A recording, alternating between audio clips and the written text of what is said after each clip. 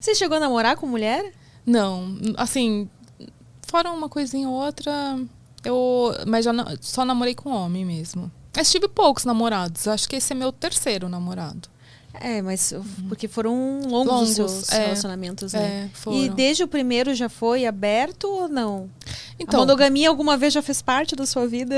Olha, é que assim, hoje, se eu for encarar o jeito que eu vivo hoje, não é o jeito que eu vivia os meus outros relacionamentos. Mas em todos os outros relacionamentos, eu trouxe à tona o fato de não achar que a questão da monogamia se encaixava no que eu acredito enquanto estilo de vida, assim, enquanto forma de entender a humanidade, sabe?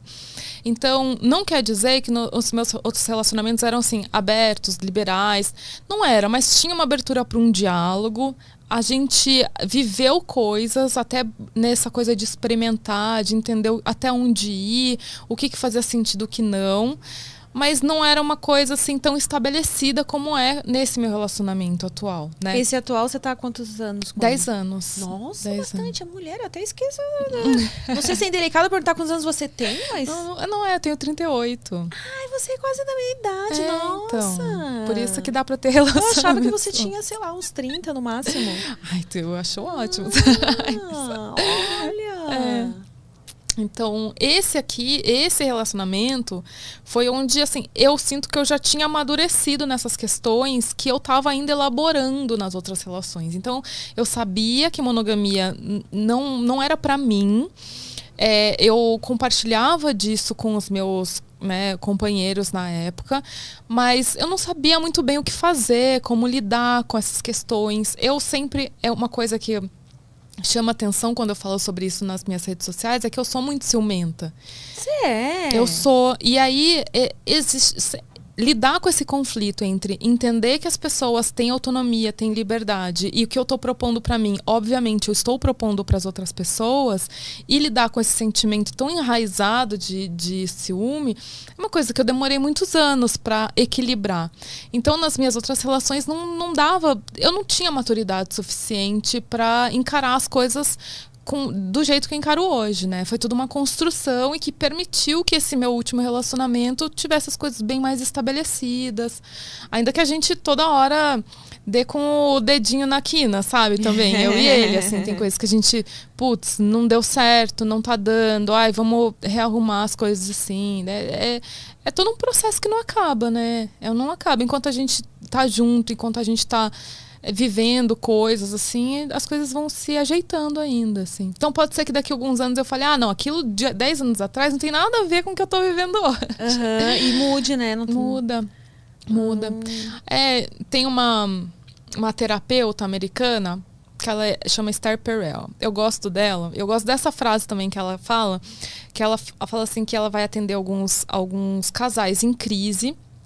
E casais que, assim, passaram, sei lá, por um período de traição, e aí um descobriu, crises mesmo, intensas, né?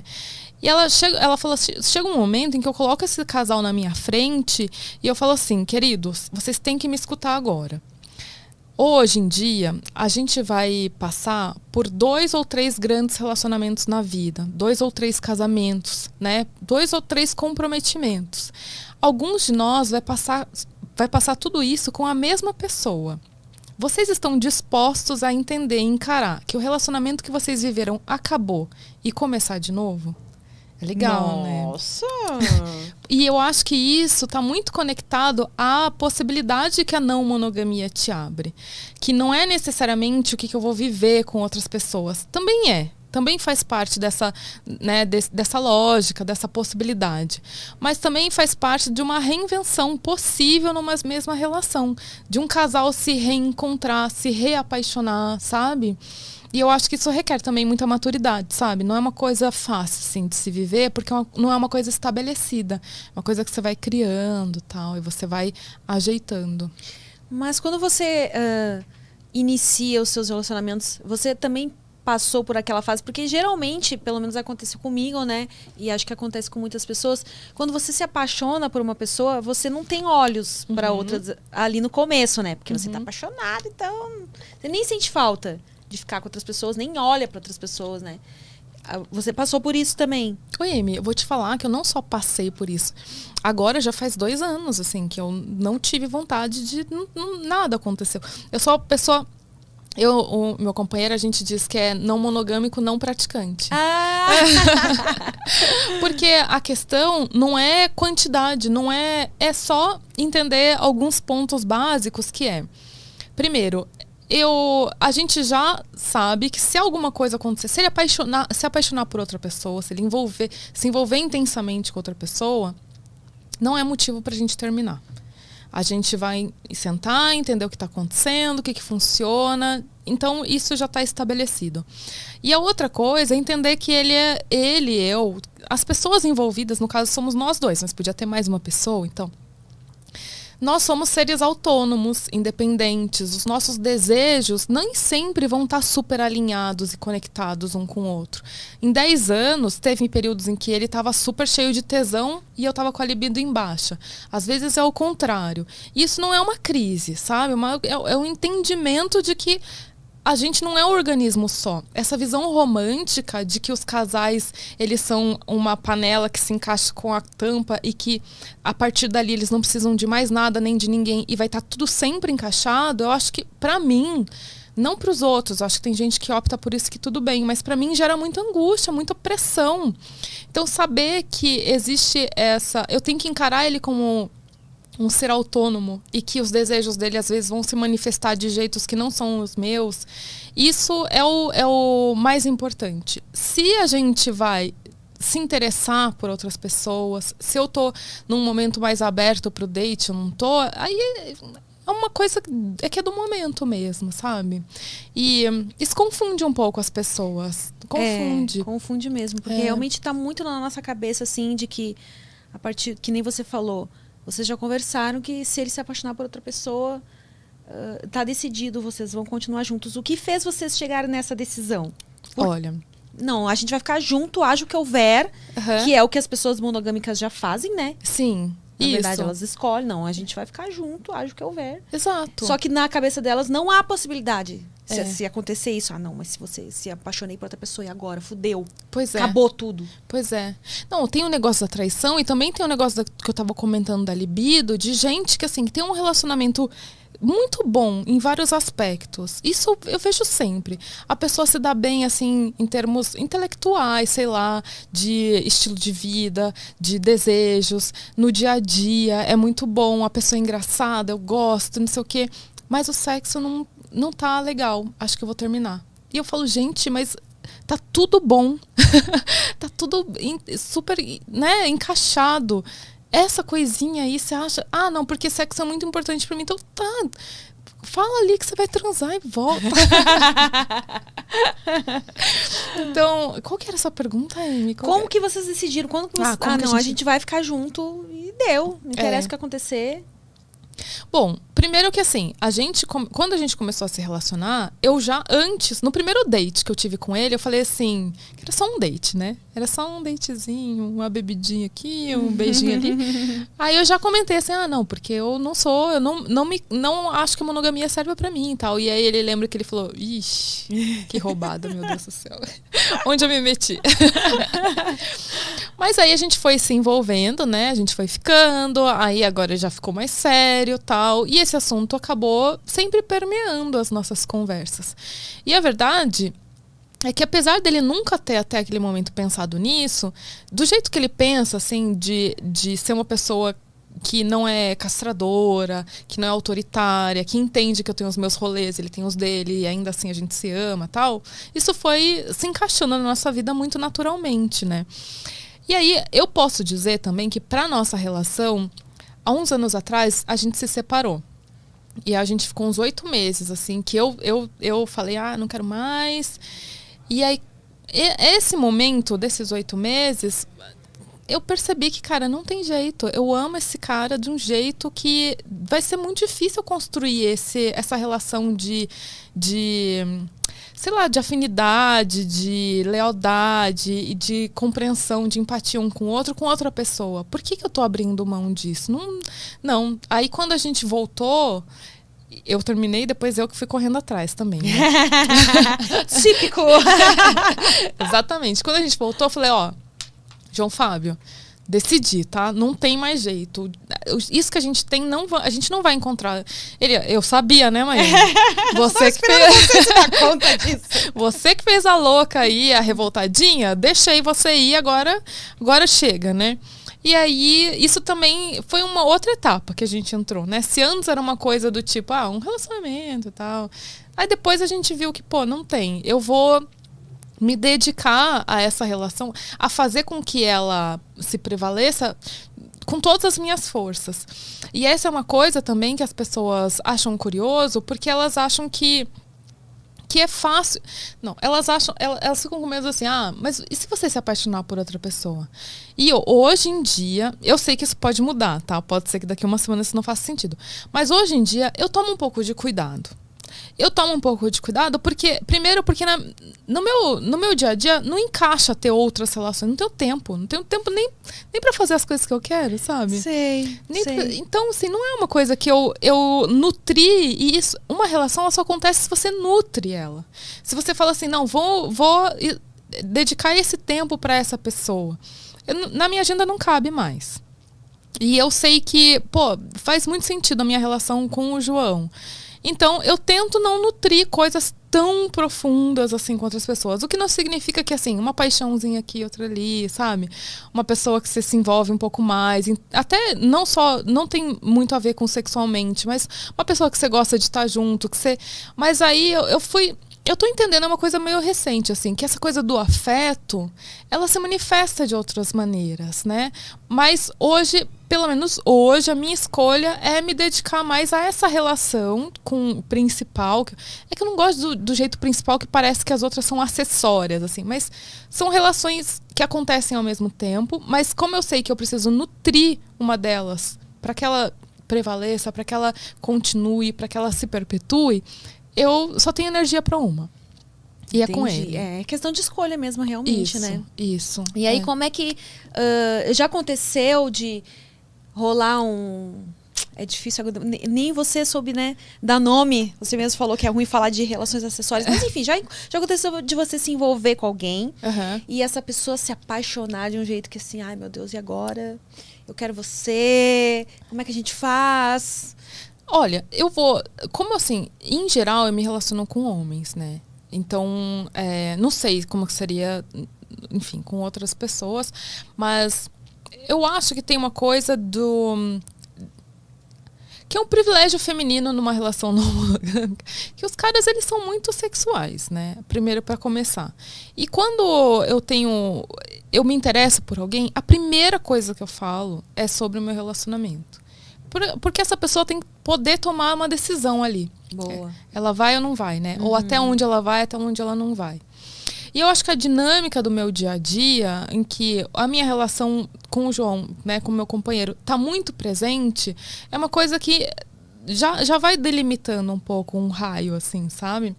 Então, nunca aconteceu um grande drama, assim, sabe? Já aconteceu, por exemplo, eu senti um drama. Eu falo assim, nossa, mas eu queria viver isso mais intensamente. Nossa, eu estou me envolvendo, essa pessoa é maravilhosa. E, de fato, a gente conhece pessoas maravilhosas ao longo da vida. Mas aí vai de uma questão de escolha. Eu falo assim, eu poderia me envolver mais profundamente com essa pessoa? Posso. Eu tenho tempo pra isso? Não. Eu tenho energia pra isso? Também não. Então eu tenho agenda? Não. Então, né? Então volta. E assim, aí as pessoas que passam pela minha vida, elas continuam, sabe? Com amigos, com pessoas que eu tenho uma relação super legal, assim. E que às vezes eu acho que até... isso acontece muito com o pessoal de swing, que é um outro estilo de vida, mas que assim, acaba ficando tão amigo, depois você nem pega mais, sabe?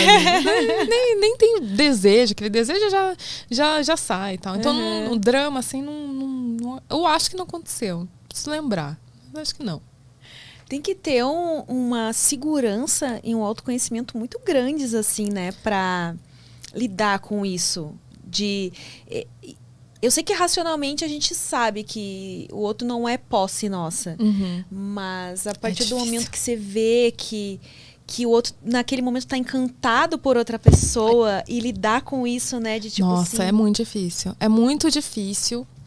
E assumir que eu sou uma pessoa ciumenta tem me ajudado ao longo dos anos. Porque o que eu entendi é que quando eu finjo que tá tudo bem e que eu sou super controlada e que nada disso me afeta, essa sensação ruim, da qual eu não sinto o menor orgulho, mas ela toma uma proporção muito grande dentro de mim. Quando eu não coloco isso pra fora, de alguma forma, ela vai se alimentando, se retroalimentando, sabe?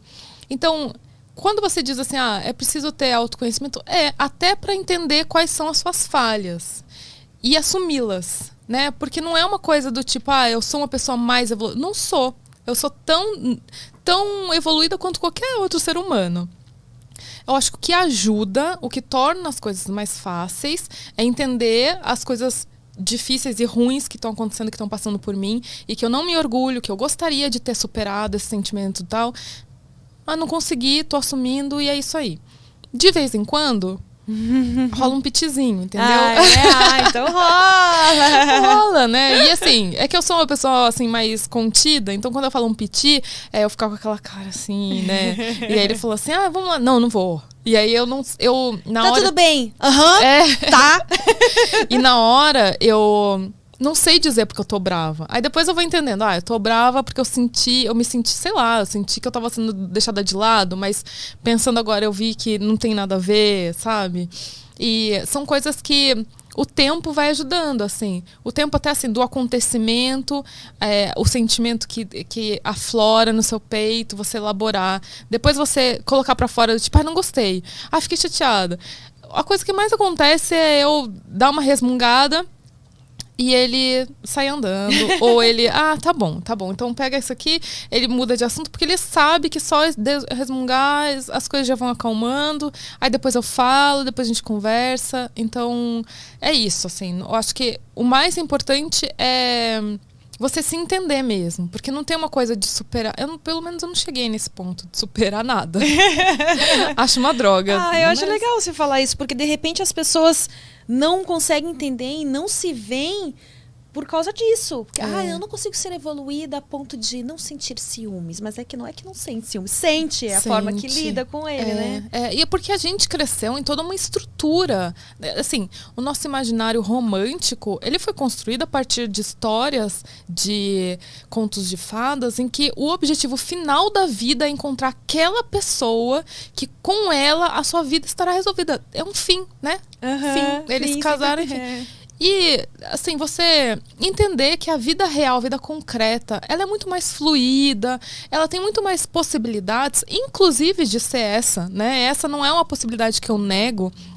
Eu acho que tem gente que é monogâmico e que tá super bem encaixado assim e que as relações funcionam. Eu fico feliz por essas pessoas. Elas que sejam felizes, porque a gente feliz não enche o saco, né? É verdade. Então, quando a gente entende que a vida concreta, ela é muito mais... tem muito mais nuances, aí você vai entendendo que, se eu me sinto inadequada nesse ponto, não significa que eu tenho que mudar todo o meu jeito de pensar.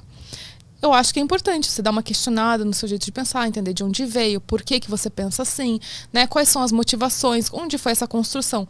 Mas tem coisa que tá dada, tem coisa que é o seu sentimento mesmo.